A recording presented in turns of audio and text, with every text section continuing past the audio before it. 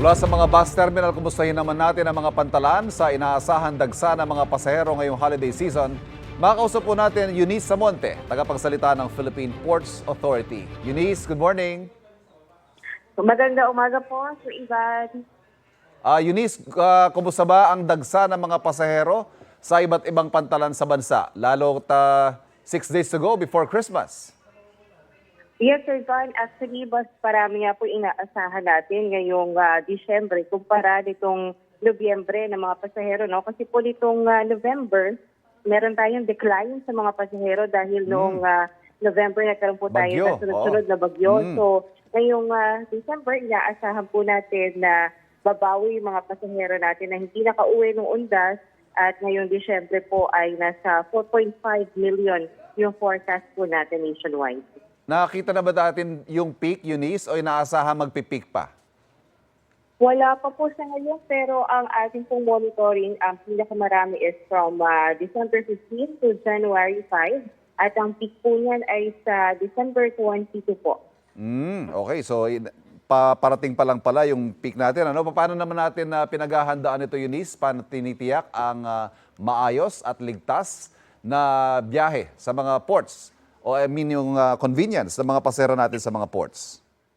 Yes, Sir Ivan. Actually, bago po mag-December, ay binuksan na po natin yung ilang mga terminal natin, especially yung mga bago po natin improvement po sa mga terminal. Like for example po, mas pinalawak na yung mga passenger terminal na sitting capacity.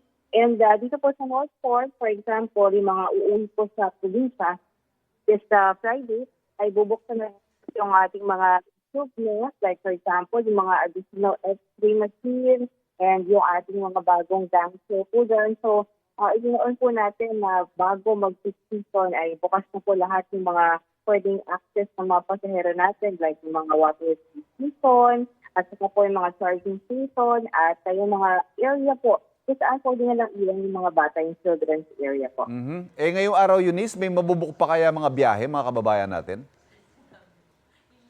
Ngayong araw po, po tayong mga na-dedicate na group ng mga kababayan. And for example po, this Friday, inaasahan po natin na simula na yun, no? Kasi po, ito rin yung araw na naka-off na yung ating mga pasahero. So, this Friday, tuloy-tuloy po yung monitoring natin. Pinakabadami po na inaasahan natin ay sa Batangas.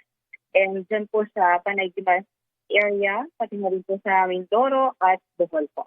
Yung mga bagong pasilidad sa Manila North Port, Eunice, magagamit na ba sa mga biyahe ngayon?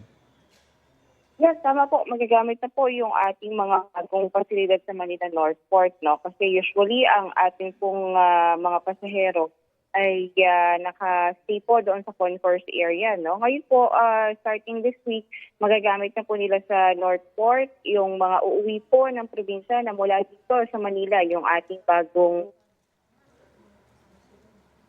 Eunice? po yung ating mga priority city. In fairness naman po sa North Port, meron na rin po tayo dang coffee area at mga vending machine. No? Bagong bukas po yun mula sa mga city lines po na nag-aantay po ng biyahe para sa mga pasahero po. Ayan, sana maging maayos at matiwasay ang pagbiyahe ng ating mga kababayan sa mga pantalan. Maraming salamat.